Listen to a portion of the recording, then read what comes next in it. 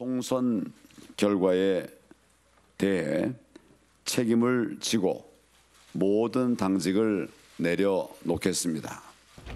앞으로도 나라를 위해서 작은 힘이라도 보탤 길들을 찾아보도록 하겠습니다. 그럼 계속해서 정치 쪽에서 국민을 위해 봉사하시겠다라는 말로 이해하면 될까요? 자, 가보겠습니다.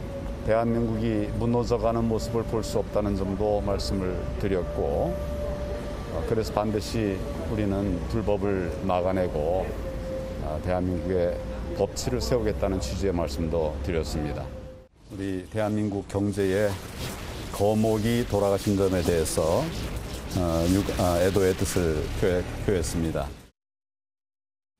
네, 황교안 전 대표 모습 상당히 오랜만에 보는데요. 최현미 기자, 이 황교안 전 대표가 서울 종로 조직위원장직에서 물러났다 이런 얘기 있더라고요. 이게 무슨 의미가 좀 있는 건가요? 네, 일단 오늘 아침에 이제 조간신문에서 보도가 있었고요. 원래 이제 당에서 이제 자신의 지역구 있잖아요. 지난 총선에 출마했던 사람들 자신의 지역구에서 당선이 되면 이제 현역 의원이 되는 거고, 떨어지게 되면 그 지역의 조직위원장을 맡게 됩니다. 이제 그게 이제 수순인데, 그걸 황교안 대표가 최근에 황교안 전 대표가 물러났다라는 이야기가 나온 거거든요. 그리고 그 배경에는 당무감사가 있는 거 아니냐. 김종인 비상대책위원장이 이제 떨어진, 지난 총선에 승리하지 못한 조직위원장들을 상대로 대대적인 칼질을 예고하니까 이제 아예 먼저 선수를 치고 그만둔 거 아니냐라는 이제 추측들이 나왔었습니다. 그래서 이제 좀 내용을 확인을 해보니까요, 약간 이제 오해가 있었던 게 있는 것 같은데요. 앞서 이제 영상에서 처음 보셨던 그 부분이 황교안 전 대표가 지난 4월에 총선 참패하고 나서 모든 당직을 내려놓겠습니다라고 말하는 부분이 있거든요. 그러니까 이때 이제 국민의힘 쪽에 알아보니까 이때 황교안 전 대표의 종로 조직위원장직도 사실상 이제 사퇴한 거나 마찬가지였다라는 거죠. 그러니까 당연히 그 이후에도 종로 조직위원장이 아니었고, 이번에 당무감사 대상도 아니었던 거고.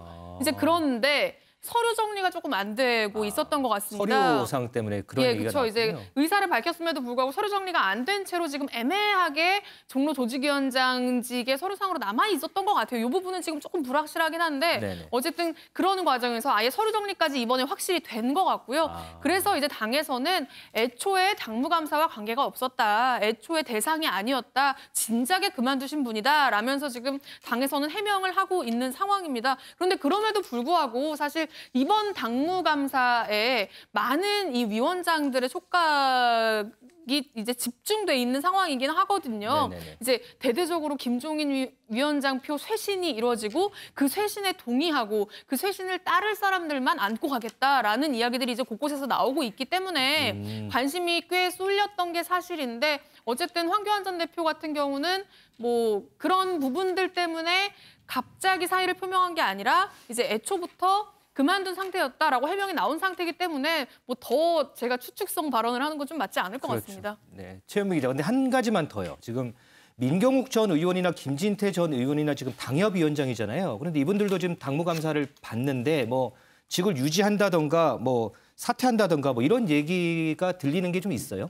네, 그러니까 이번 당무감사에서 제일 이제 걱정이 많은 분들이 아마 이분들일 것 같은데요. 이제 논란이 되는 사람들을 굳이 안고 가지 않겠다라는 이야기들이 나오고 있는 거거든요. 제가 아까 황교안 전 대표를 조직위원장이라고 표현했는데, 조직위원장, 당협위원장 뭐 다 같은 거라고 보시면 됩니다. 그러니까 이제 이분들에 대한 감사도 이제 철저하게 진행이 될 거거든요. 나경원 전 원내대표 같은 경우는 지금 또 갑자기 아들 의혹이 불거지면서 조금 곤란한 상황이 있기도 하고, 그리고 이제 민경욱 전 의원 같은 경우는 저희도 몇 번 보도를 해드렸지만 이후에 뭐 총선이 조작됐다, 뭐 투표 개표가 조작됐다, 뭐 이런 이야기를 하면서 당의 어떤 방침과는 조금 벗어나는 이야기들을 지금 많이 하고 있는 상황이고, 뭐 그런 부분들이 있기 때문에 이번 당무감사를 통과하지 못할 거다라는 이야기들이 지금 많이 나오고 있는 상황이라서 이 부분은 좀 더 지켜봐야 될 것 같습니다. 근데 분명히 그 부분에 대해서는 뭐 장제원 의원도 그렇고요.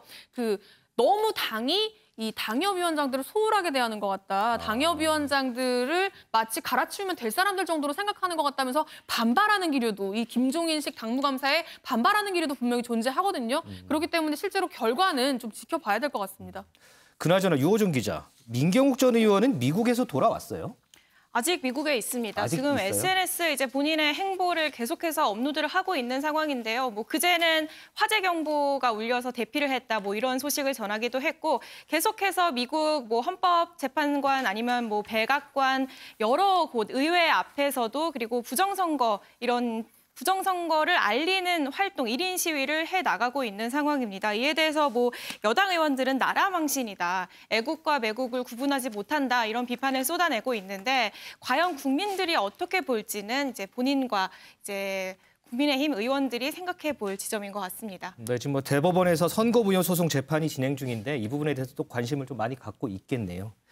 자, 추미애 장관 얘기도 한번 해보겠습니다. 이 윤석열 총장이 서울중앙지검장에 있던 시절에 이 옵티머스 사건에 대해서 무혐의 처분을 했는데 최현미 기자, 추 장관이 이거 봐주기 한 거 아니냐, 한번 확인해봐라, 이런 지시를 내렸죠? 네, 그렇습니다. 감찰하라고 지시를 공식적으로 내린 건데요. 사실 이 문제는 지난 국감에서 한번 문제가 이슈가 됐었습니다. 그렇죠.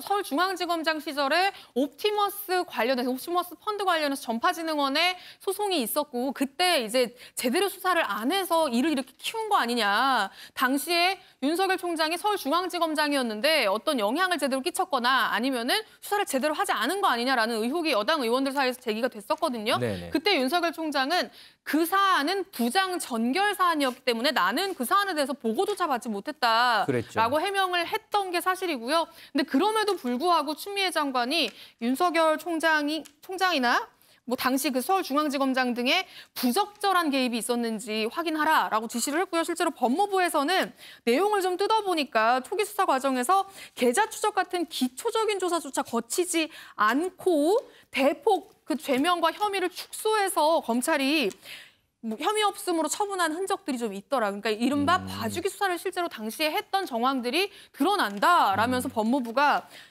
그렇기 때문에 봐주기 수사를 한 거 아닌지 여부를 확인하겠다라고 밝힌 상황입니다. 그래서 아마 그 당시 상황을 끄집어내겠다는 거기 때문에 검찰 내부에서는 또 한 번 좀 크게 논란이 되지 않을까 싶습니다. 우리 검찰 출입하는 유호준 기자, 내부 반응은 좀 어때요?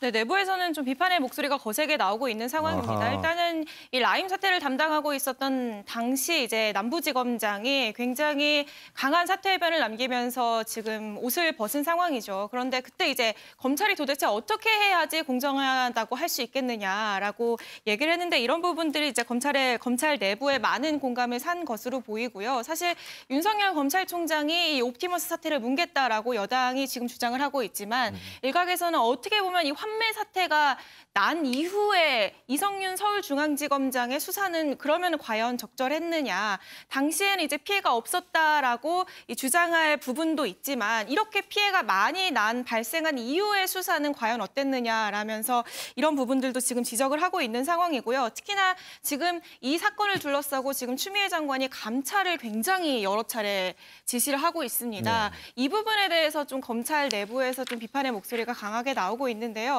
사실 추미애 법무부 장관의 검찰개혁을 응원하는 현직 검사들도 상당수 많았거든요. 그런데 그런 현직 검사들조차도 지금의 이 상황은 너무 정치적으로 흘러간다라는 우려를 표현하고 있는 상황입니다.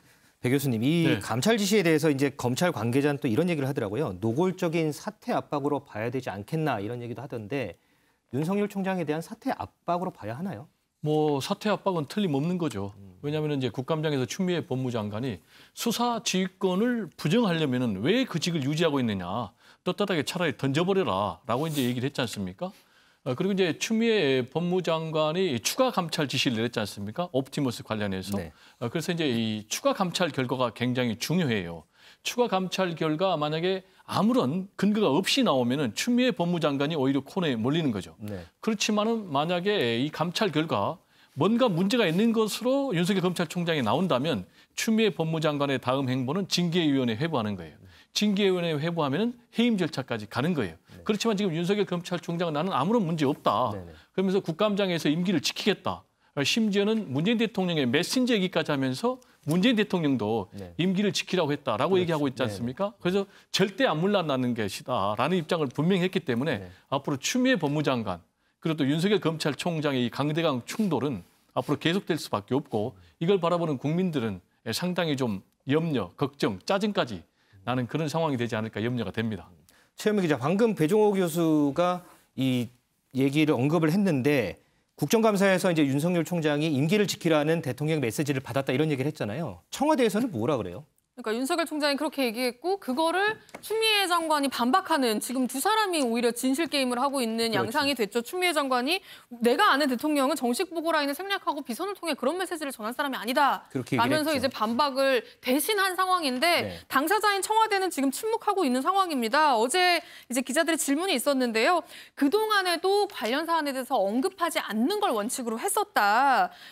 감찰이나 수사에 영향을 미칠 수 있는 만큼 언급이 조심스러울 수밖에 없다. 라면서 답하지 않겠다라는 의사를 밝혔고요. 그렇다면 윤 총장이 발언한 건 사실이냐? 이 부분에 대해서도 정보가 없어서 확인해 줄 수 없다라는 입장입니다. 그렇군요.